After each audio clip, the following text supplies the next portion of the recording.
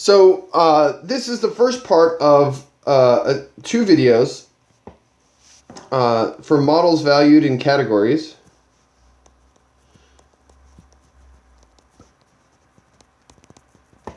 And definable objects.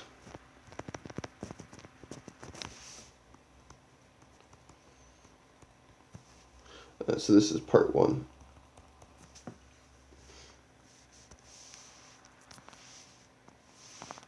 So this part is this is the set theoretic part. There's going to be a category theoretic version here later. So in the previous videos,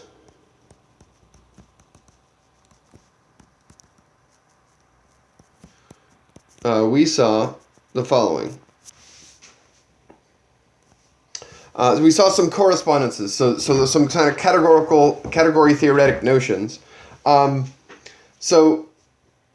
And we had some operations here, and, or, true, false, and then some kind of implication here. So there was corresponding category theoretic operations corresponding to each of these things. So this is maybe implication, or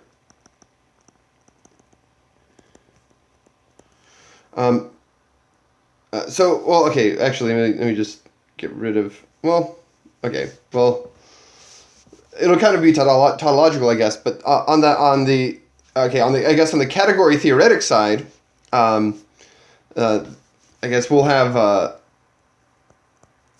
sub-objects. So these were bottom elements of Heyting algebras. These were top elements of Heyting algebras.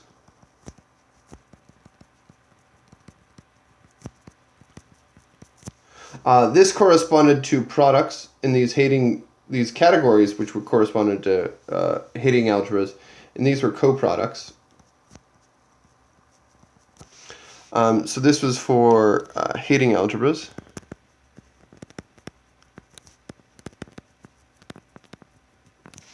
And then in addition, we had that exist and for all. So this was a left adjoint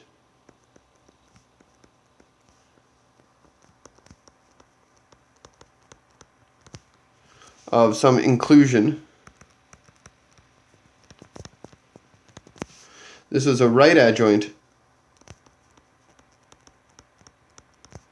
of inclusion. And this was for formulas. This was talking about some category of formulas. Okay, and so what I want to do in this video is I kind of want to put this stuff together in a more in the context of definable sets.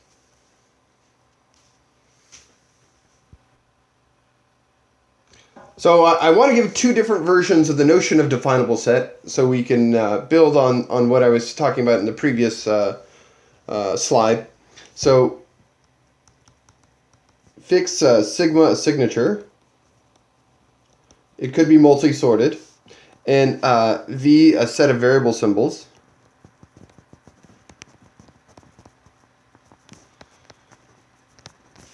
So we can construct L sigma, the set of the language, the formal language in the signature.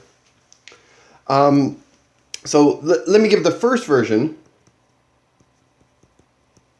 So this is going to be the definition for definable sets, but this is going to be the for a fixed model, for a fixed structure, let's say.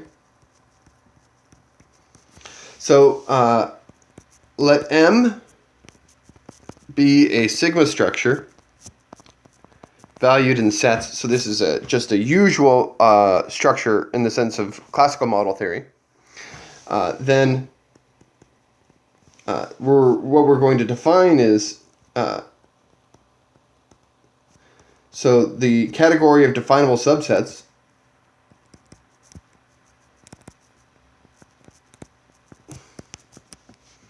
of definable sets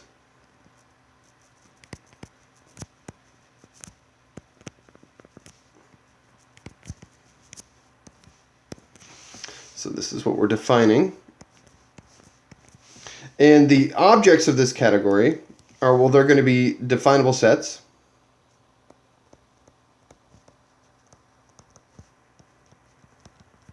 And what are these things? So a set is definable. So I'm gonna write it down for the single sorted version, but this can be done in a multi-sorted way. They're going to be of the following form.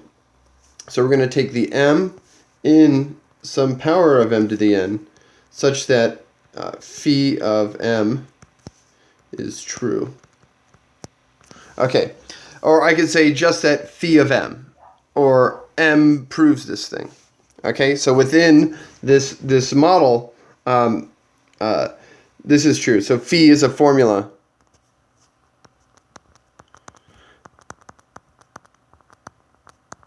with x, let's say x1. So this is a formula here. So sometimes this is denoted by, so phi exists outside of the context of m. So sometimes we take phi of x and then we write it like this, m. Okay, so this is what a definable set is. And then the morphisms are definable morphisms.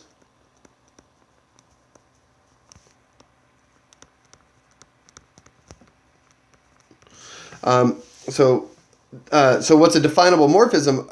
This is, so if we have something from m cross, let's say psi y of m, so this thing here is an m to the, let's say m cross m to the n, so n and m, okay? And so this thing here is a subset gamma, which is definable.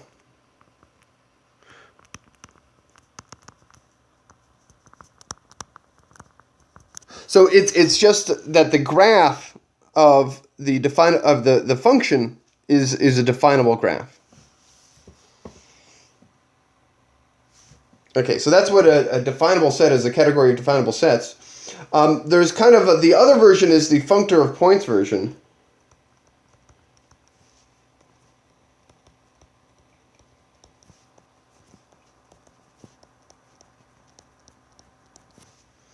So here, a definable set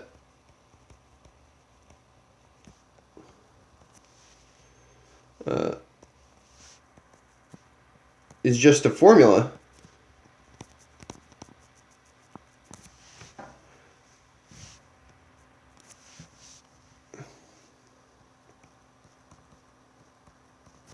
and so this could be this is kind of like a subset of some sort of like affine space, and then a definable morphism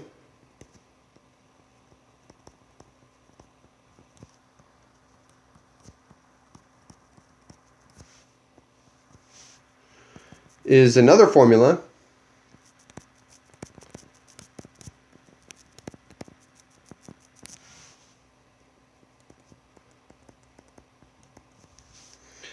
which gives a definable graph.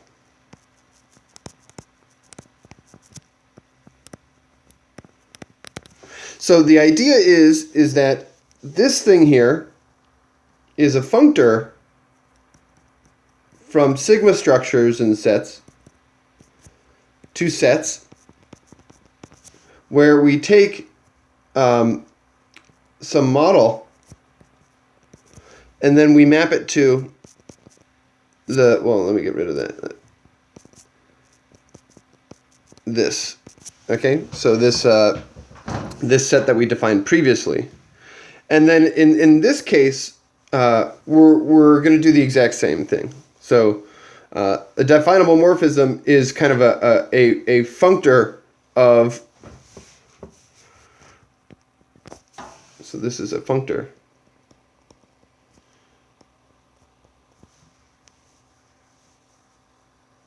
All right, natural transformation.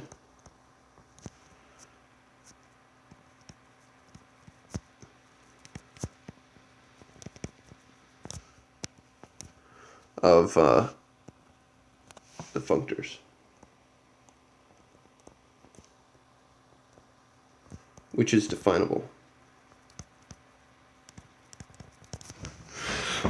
Okay, so we have these definable sets and we have these definable morphisms. Okay, we can either view them for a concretely. So we have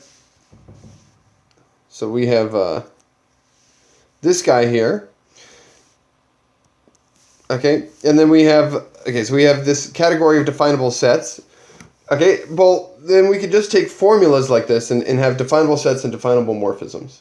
Okay, so we could do it as with or without specifying the model. So this is kind of the fixed point, the fixed version, and this is the functor of points version.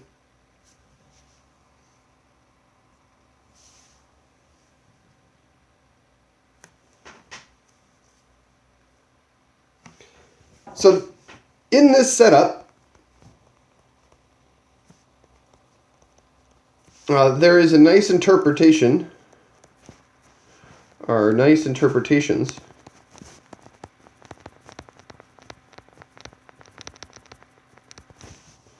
of our symbols.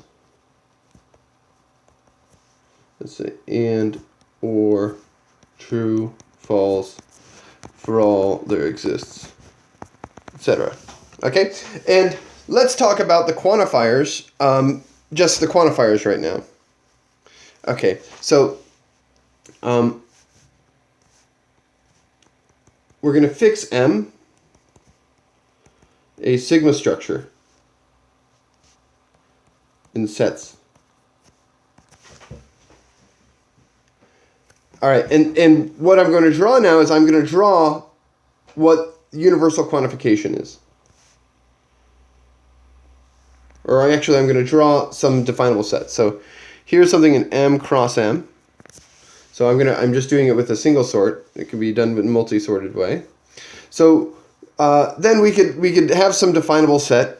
We could look at psi xy M. This will be contained in here, so we have kind of the x-axis and y-axis, and it may cut something out. So here's something that gets cut out, and maybe over here it's more solid, like so.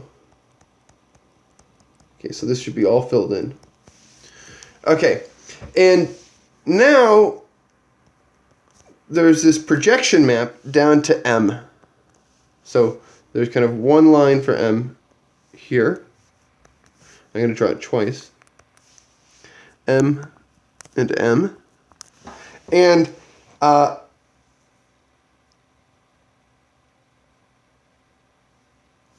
okay, so let me tell you what I'm going to draw two sets now.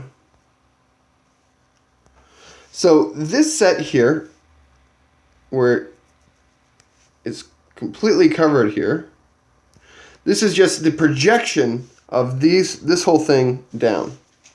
And this set is actually the formula that there exists some y such that psi of xy is true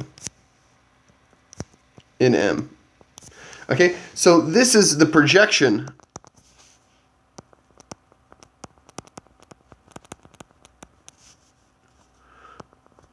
of this definable set.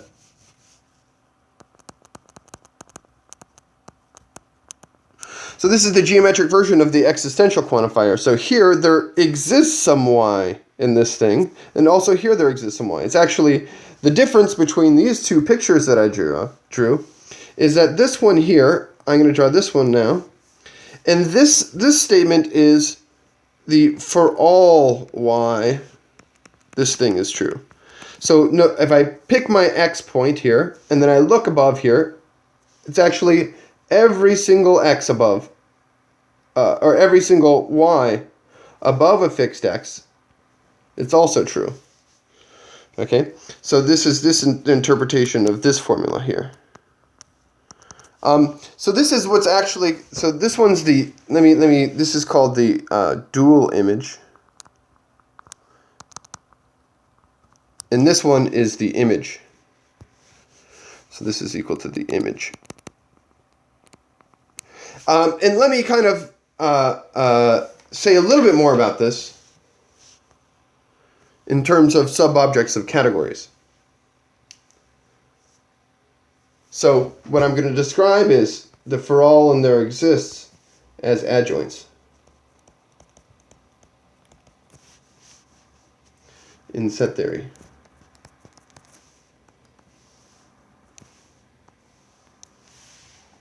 Okay, so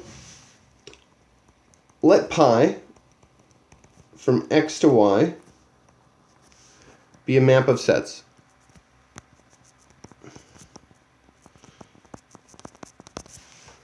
Okay, so the subsets, so these guys are in the category set, right? So here C is set, and these guys are objects of C, and subsets are just the power set. So this gives a pullback map, pi inverse, from the power set of y to the power set of x, let's see, curly p, given by, well, we take some subset of y, and we just take its inverse image. Here, and this is just the set of x in x, such that pi of x is in T.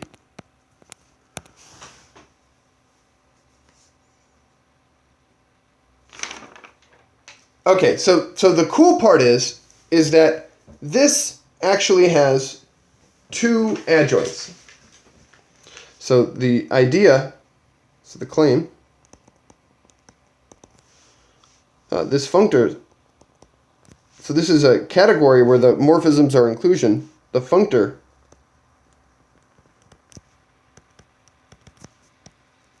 has two adjoints.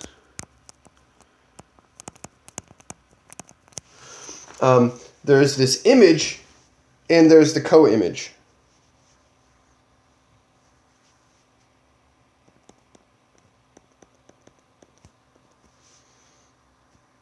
So S.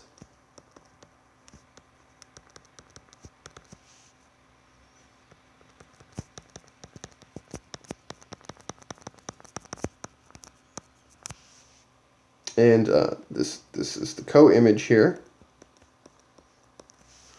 So this is equal to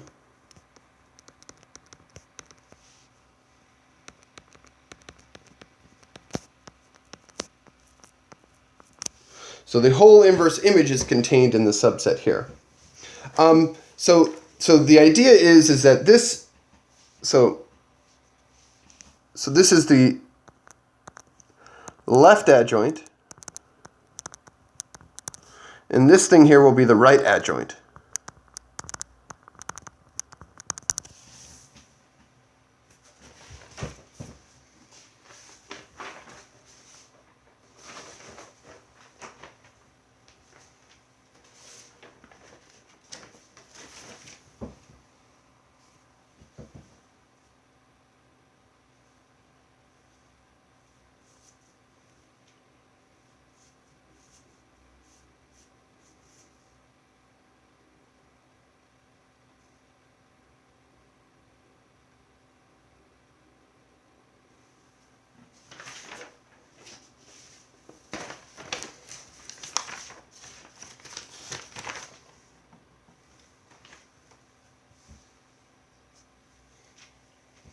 So the adjunction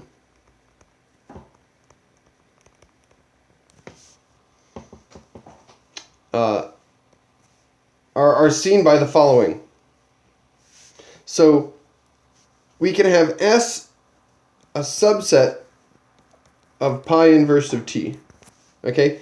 This is true if and only if the image of S is contained in T. So this is kind of just a trivial fact about this inclusion here.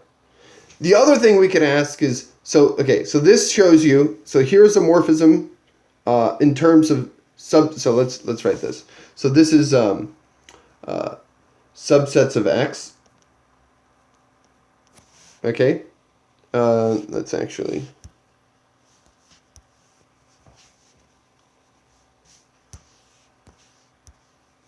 So this occurs as subsets of X.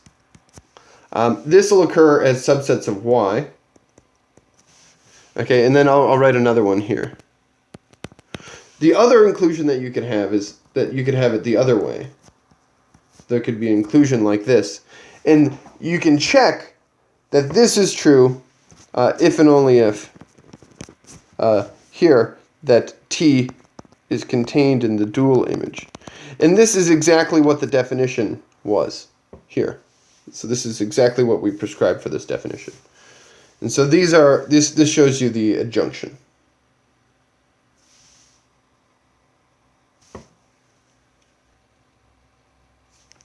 This adjunction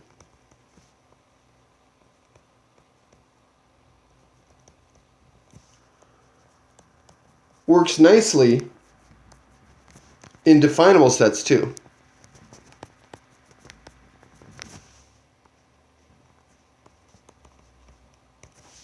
And this is what I want to explain now. So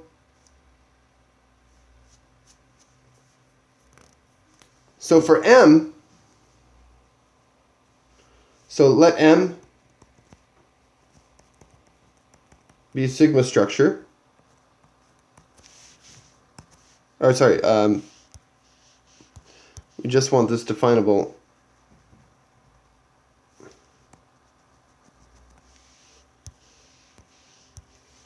in sets.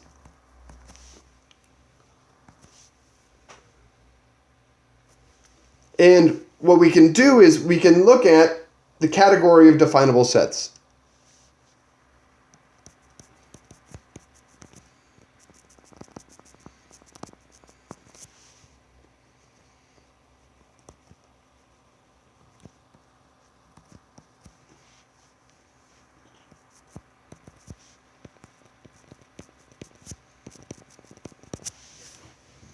Okay, and here we have M cross M, and we have this projection down to M. And let's say this is the first projection. And what happens here is that a formula, what we could do is we could have some formula here. So let's take some definable set here in a single variable. And what we can do is we can map this to this context. So let's say that this has the x variable and this has the y variable, to another context where we introduce a y. So this gives a map from the definable subsets of M to the definable subsets of M cross M. Okay? So here, note that this operation, if we define this to be star of this thing, of this definable set, so we're going to define this new operation, this guy here is just this pi 1 inverse of this definable set. So this is the inverse image here.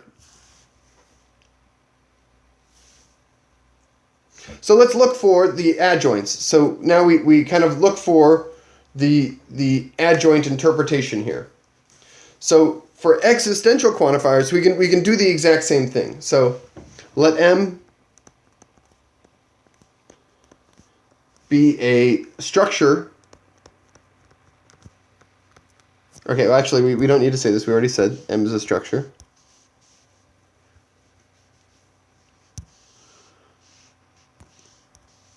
So let's define. So define. So the definable subsets of A2. So we'll define two functors.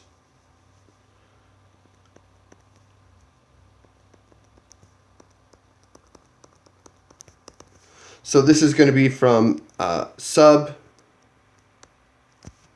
C of M cross M to sub C of M, where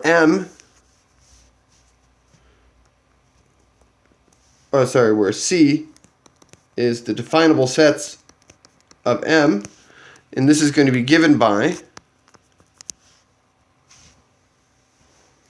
well, what we're going to do is we're just going to extend what we know on formulas. So this existential quantifier of this definable set, so we take a definable subset of the product, this thing, pi 1, is going to be defined to be equal to, well, that there exists some y where psi of xy, we have psi of this thing, so. Okay, and then we're going to define all of pi 1, so for all pi 1, in a similar fashion.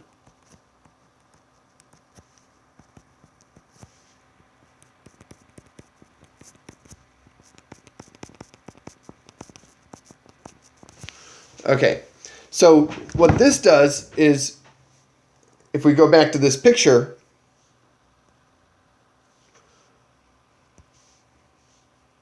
we can start with a definable subset here.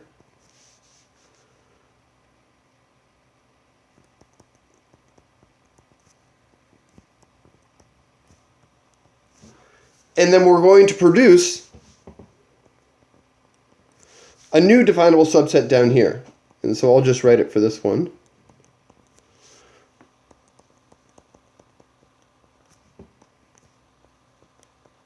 And so this was defined to be equal to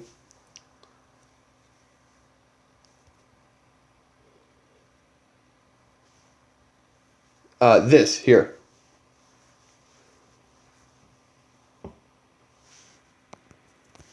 Okay, so this was the definition of this functor. Okay, so we have this functor from these sub-objects here.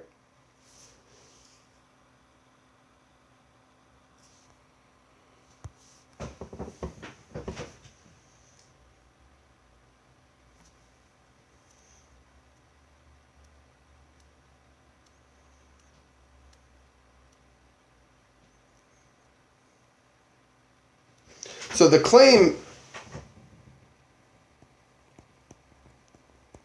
so these are adjoints.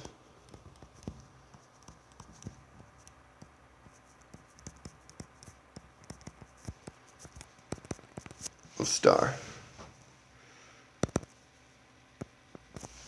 Okay, and so the idea is, so for the existential,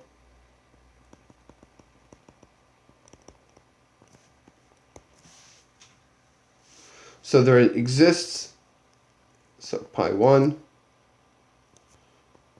let's apply it to this formula.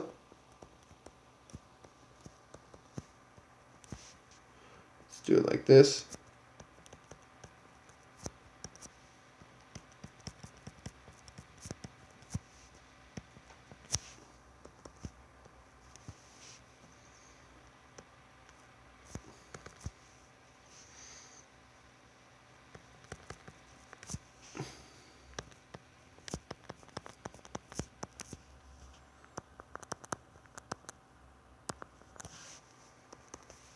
So this thing was the image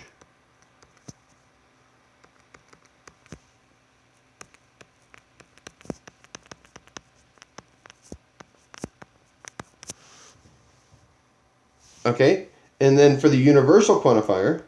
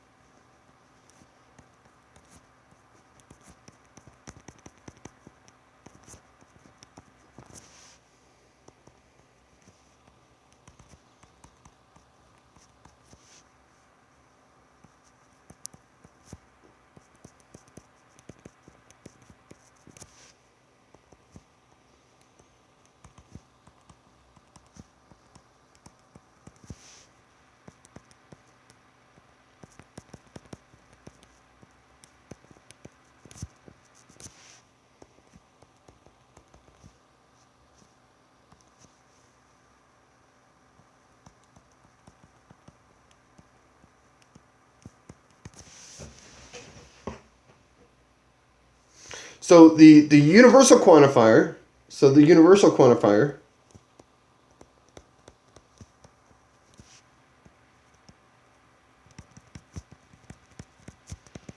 is the dual image.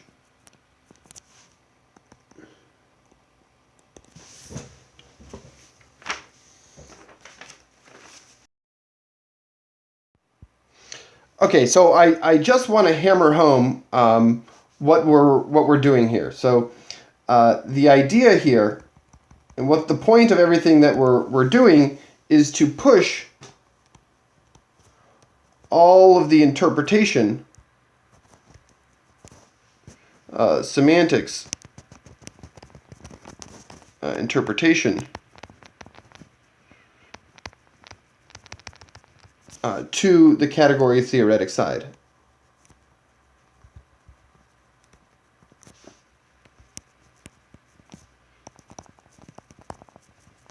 Okay, so it's like this. We have these operations of and, or, truth, whatever, right?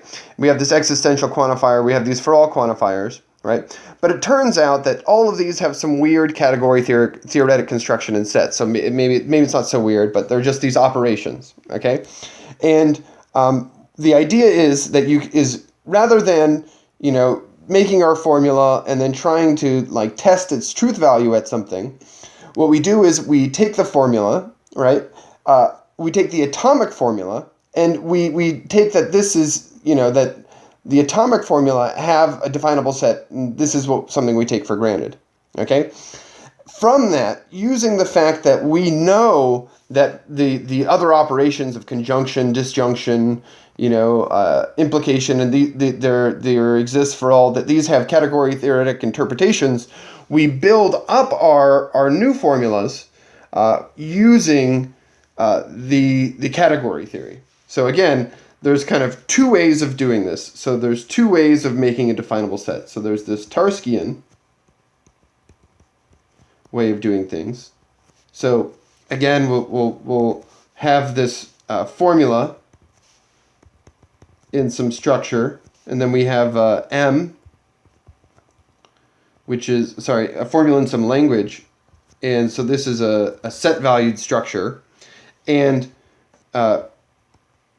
this definable set here is the set of M in M, such that M, this, let's say it like this, phi of M is true. Or I should have just said phi of M, since it's a formula. So this is the thing cut out by this. But the whole problem here is that this thing here, so it's like, how do you do so what does this mean? So like, what does it mean for something to be true in a model? Okay, so that's one thing. You have to assume that you can do that. The other way is, I don't know how we should call this. This is maybe the category theoretic way. So the new way, or maybe it's not so new, but the toposts way, or I don't know what you want to call them, the topos people. This is what they say. Whoever the topos people are, okay? The topos people are suggesting something different, right? They say, okay, so what we do is we take the atomic dudes, let's say the atomic alpha of X of M, take these guys for granted. Okay, so given a relation, we'll be able to determine what this dude is, okay? And then we take the idea that that all the constructions, or true, false, exists for all, okay, can be pushed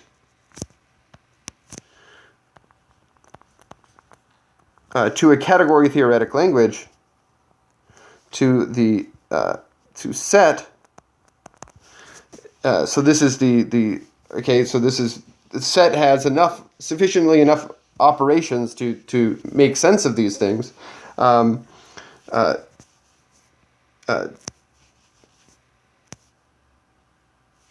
build up general this guy here, phi of x of m, from universal properties and the atomic guy. From universal properties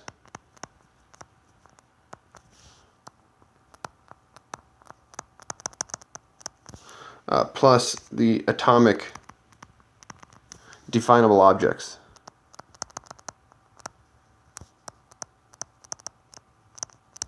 Okay, so this is the idea. It's like, we don't do this.